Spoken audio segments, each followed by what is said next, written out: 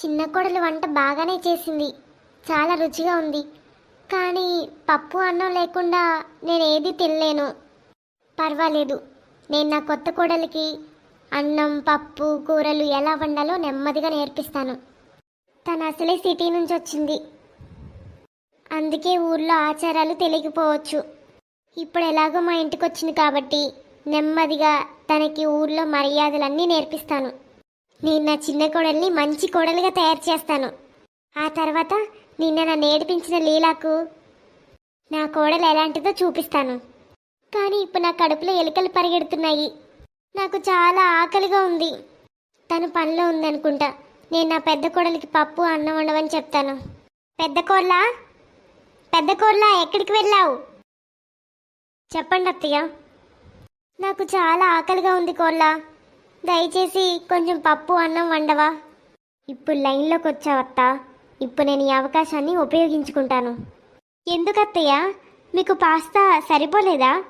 మీ చిన్న కోడలు మీకోసం పాస్తా చేసింది కదా, మీరు కూడా ఎంతో ఇష్టంగా తింటున్నారు. చాలా బాగుందని తనని పొగిడారు కదా, అయితే నీకు అసూయగా ఉందా కోడల? అయ్యో అత్తయ్య, నేను నా చిన్న కోడలతో ఎలా పోటీ పడగలను? మిమ్మల్ని అడుగుతున్నాను. మీరు ఎంతో ఇష్టంగా తింటుండగా చూశాను. నీకెంత ధైర్యం, నన్నే వెక్కిరిస్తున్నావు? అయ్యో అత్తయ్య, నేనెందుకు వెక్కిరిస్తాను? నేను మిమ్మల్ని వెక్కిరిస్తానా? మీరు నా అత్తగారు. చూడండి అత్తయ్య, నేను మీకు నిజం మాత్రమే చెప్తున్నాను.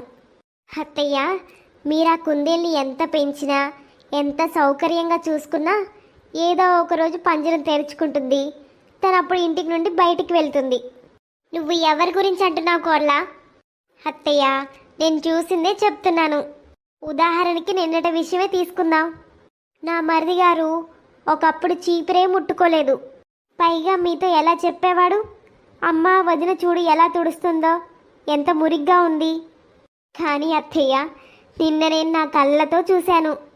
మరిది గారు నిన్న గది శుభ్రం చేస్తుంటే నా తోటి కోడలు ఏం చేస్తుందో తెలుసా మీకు? ఆమె తన ఫోన్లో రీల్స్ చేస్తుంది. ఏంటి, రీల్స్ చేస్తుందా? అది కూడా పొట్టి పొట్టి బట్టలు వేసుకొని. అత్తయ్య, ఆలోచించండి, మీకు గౌరవం ఎక్కడి నుంచి వస్తుంది? మీ చిన్న కోడలు మీకు గౌరవం ఎక్కడి నుంచి తెచ్చిపెడుతుంది? నోరు ముయ్, తన మీద ఎప్పుడు అసూయ పడుతూనే ఉంటావు. నీకెందుకు అసలు? ఇప్పుడు మీకు ఇష్టం లేకపోతే ఒప్పుకోకండి. అన్నట్టు అత్తయ్య, నేను మీ పప్పు అన్నం ఆల్రెడీ రెడీ చేశాను. మీరు తినాలనుకుంటే తినండి. అలాంటిది ఏమీ లేదు. ఈ పెద్ద కోడలు నా చిన్న కోడల మీద అసూయ పడుతుంది. నా చిన్న కోడలు అలాంటి పని చేయదు. ఒకసారి అడుగుతాను. లేదు, అలా జరగకూడదు. ఒకవేళ అలా జరిగితే నా చిన్న కొడుకు తన భార్యకు బానిస అవుతాడు. అయినా అసలు వాడెందుకు శుభ్రం చేస్తాడు? లేదు, అలా జరుగుండదు. ఏమైంది? నన్ను గదిలోకి ఎందుకు లాక్కొచ్చారు? లోపలికి రా ముందు. ఏం జరిగింది? నాకు ఒకటి చెప్పు. నా తమ్ముడు గది బయట నుండి నువ్వేం తొంగి చూస్తున్నావు? వాళ్ళు ఇప్పుడే పెళ్ళైన జంట, నువ్వలా తొంగి చూడొచ్చా? నీకు సిగ్గులేదా? నేనేమీ తొంగి చూడలేదు. వాళ్ళిద్దరూ పెద్ద పెద్దగా అరుస్తున్నారు, అందుకే నేను వినడానికి ట్రై చేశాను. అప్పుడు మీ తమ్ముడు గారు ఊడుస్తూ తుడుస్తూ కనిపించాడు. తను ఒక గర్ల్ ఫ్రెండ్. నువ్వు కూడా అలాంటి భార్యను చేసుకోవాల్సింది. నీకైతే నాతో సంబంధం లేనట్టే ఉంటావు. అన్ని పనులు పూర్తి చేసినా కూడా సరిపోదు. అన్ని పనులు నాకే చెప్తారు. అసలు భార్యాభర్తలు గదిలో ఏం చేసుకుంటే నీకేంటి సమస్య? నాకేం సమస్య? నాకే ఉంది సమస్య. నేను ఇంటికి వచ్చినప్పటి దగ్గర నుంచి మరిది నా వెంట పడుతూనే ఉండేవాడు.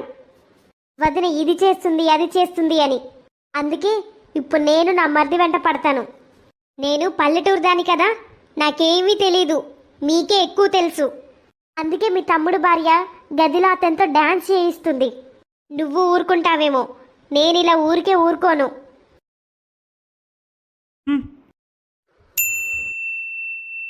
అత్తయ్య, చిన్న కోళ్ళ చెప్పు. అత్తయ్య, నేను కిచెన్లో కాఫీ చేద్దాం అనుకుంటున్నాను. మీకు కాఫీ కావాలా? కావాలంటే నేను మీకు కూడా ఒక కప్పు చేసిస్తాను. ఆ కోళ్ళ చెయ్యి. కానీ నేను నిన్నొక విషయం అడగాలి కోళ్ళ. అత్తయ్య, అడగండి. ఏం అడగాలనుకుంటున్నారు? కోడలా, నువ్వు మా అబ్బాయి చేత ఇంటి పనులు చేయిస్తున్నావా? ఏంటత్తయ్య, ఈ ముసల్దానికి తెలిసిపోయిందా? పెద్ద కోడలు మీ గదికి అటుగా వెళ్తున్నప్పుడు గదిలో నా కొడుకు రఘు ఇల్లు శుభ్రం చేస్తుండగా చూసిందంట. బహుశా నువ్వు రీల్ తీస్తున్నావేమో. అయ్యో లేదు లేదు అత్తయ్య, అలాంటిదేమీ జరగలేదు. ఏమైందంటే అత్తయ్య, మీ అబ్బాయి నన్ను కొంచెం ఇల్లు శుభ్రం చేయమన్నాడు. సరే అని నేను శుభ్రం చేయడం మొదలు పెట్టాను. ఫ్యాన్ ఎత్తు నాకన్నా ఎక్కువ ఉంది. మీ అబ్బాయి పొడవుగా ఉన్నాడు, అందుకే అతను పర్వాలేదు నేను చేస్తానని చెప్పాడు. అప్పటికి నేను వద్దని చెప్తూ వద్దు వద్దు నేనే చేసుకుంటానన్నాను. కానీ మీ అబ్బాయి వద్దన్నాడు. ఒకవేళ కింద పడితే హాస్పిటల్కి తీసుకెళ్లాల్సి వస్తుంది, అందుకే నేనే శుభ్రం చేస్తానని ఆయనే చేశాడు. నేనేమో ఫ్లోర్ శుభ్రం చేశాను. కానీ అత్తయ్య, నీతో అలాంటి మాటలు ఎవరన్నారు? నేను ఫ్లోర్ శుభ్రం చేస్తూ మా అమ్మతో ఫోన్లో మాట్లాడుతున్నాను. నేను రీల్స్ చేస్తున్నానని అక్కకి ఎలా అనిపించింది అత్తయ్య? ఛీ, తోటి కోడలు ఇంత పట్టుదలతో నా వెనకాల పడుతుందని నేను ఎప్పుడూ ఊహించలేదు. నేను తనకేం అపకారం చేశాను? అత్తయ్య, నాకు ఇప్పుడు అర్థమైంది అత్తయ్య. మొదటి రోజు నుంచే నాకు ఇలా జరుగుతుంది. అక్క ఒకసారేమో వాళ్ళ ఆయన పక్కన ఎందుకు కూర్చున్నావని అడుగుతుంది, ఇప్పుడేమో మా ఆయనతో ఇల్లెందుకు ఓడిపించి శుభ్రం చేస్తున్నానని అడుగుతుంది. కానీ నిజమేంటంటే ఇదంతా కథ అత్తయ్య. ఎంత తెలివైంది నా పెద్ద కోడలు. పువ్వు లాంటి నా చిన్న కోడల్ని ఏడిపించింది. సరే అత్తయ్య, నా తోటి కోడలు చెప్పిందే నిజమని మీరు నమ్మితే అలాగే కానివ్వండి. మీరు కూడా తననే నమ్మండి. నేను నా గదికి వెళ్తున్నాను. ఇదంతా నా పెద్ద కోడలి వల్లే జరుగుతుంది. తన వల్ల నా చిన్న కోడల్ని బాధ పెడుతున్నాను. నా చిన్న కోడలు ఎంత మంచిది. తనది చాలా సున్నితమైన మనసు. తను అలా ఏడుస్తుంటే నా మనసు ఎంత బాధపడుతుందో. తను అసలే చాలా సున్నితమైంది. తను ఏడ్చి ఏడ్చి తన ముక్కు నోరు వాచిపోతే లేదు లేదు, అలా జరగనివ్వను. ఒక పని చేస్తాను, నా చిన్న కోడలి కోసం ఏదైనా ఒక గిఫ్ట్ కొనిస్తాను. బహుశా అప్పుడైనా తను బాగుంటుందేమో. నా తోటి కోడలు ఎక్కడి నుంచి చూసిందో తెలీదు. నా ఇన్స్టాగ్రామ్ అకౌంట్లో వీళ్ళని బ్లాక్ చేయాలి. లేకపోతే ఈ మహారాణి తోటి కోడలు నా రీల్స్ని అత్తగారికి చూపించైనా చూపిస్తుంది. చిన్న కోడల, అత్తయ్య మీరెందుకు వచ్చారు ఇక్కడికి? నాకు చెప్తే నేనే వచ్చేదాన్ని కదా మీ దగ్గరికి. అయ్యో లేదు లేదు కోళ్ళ, నేను నా చిన్న కోడలి గదికి రాలేనా ఏంటి? ఇదిగో నీకో గిఫ్ట్ తెచ్చాను. నా గిఫ్ట్ ఏంటో చూడు. మా అత్తయ్య నా కోసం ఎప్పుడు ఒక గడ్డి పోచు కూడా తీసుకురాలేదు. కానీ ఈరోజు తన చిన్న కోడల కోసం ఇంత పెద్ద బహుమతా? అత్తయ్య, దీని అవసరం లేదు. ఇంత పెద్ద గిఫ్ట్ ఎందుకు కొన్నారు? నా కోసం చాలా డబ్బులు వేస్ట్ చేశారు. అయ్యో లేదు కోళ్ళ, ఇది నీకోసమే. మీ పెళ్ళైనప్పటి నుండి నీకోసం నేనేమీ ఇవ్వలేదు. ఇదిగో పట్టుకో. ఇంకోసారి ఇలా ఏడవకు కోళ్ళ. పెద్ద కోడల మాటలు పట్టుకొని నీ టైంని వేస్ట్ చేసుకోకు. ఆ పెద్ద కోడలు అంతే, తన మాటలు నమ్మకు. తనకి నీ మీద కుళ్ళు. పర్వాలేదు అత్తయ్య, నువ్వు నాకు విషయం తెచ్చి ఇచ్చినా అది నాకు అమృతమే అత్తయ్య. గిఫ్ట్ ఇచ్చినందుకు చాలా థ్యాంక్స్ అత్తయ్య. అరే, నా కోడలికి ఎందుకు విషయం పెడతాను? ఇదిగో తీసుకొని గిఫ్ట్. అత్తయ్య, మరి నా గిఫ్ట్ ఎక్కడా? గిఫ్టా? అవునత్తయ్య, నువ్వు నీ చిన్న కోడలికి గిఫ్ట్ ఇస్తున్నావు కదా, కాబట్టి నేను కూడా అర్హురాలే. ఇప్పటి వరకు నువ్వు నాకు చాక్లెట్ కూడా తీసుకురాలేదు, కాబట్టి ఇప్పుడు నాకు కూడా గిఫ్ట్ కావాలి. కోడ్ల, అందరి గదుల్లోకి తొంగి చూస్తావా? ముందు ఈ విషయాలు వినడం ఆపు. తన గురించి నాకు చాడీలు చెప్పి అనవసరంగా గొడవలు పెట్టి నా దగ్గరికి వస్తున్నావా తిరిగి? వెళ్ళిక్క నుంచి. గిఫ్ట్ కావాలంట, గిఫ్ట్. సిగ్గు లేకుండా గిఫ్ట్ అడుక్కుంటుంది. అక్క, నాతో పెట్టుకుంటే ఇలాగే ఉంటుంది. నా తోటి కోడ్ల, నీకెలా అనిపించింది? అడగకుండానే నాకు ఇంత పెద్ద గిఫ్ట్ వచ్చింది. ఆలోచించు ఆలోచించు. సాయంత్రం నీ మరిదొస్తాడు, ఆయనకు కూడా నేను 4-5 మంచి మాటలు చెప్తాను.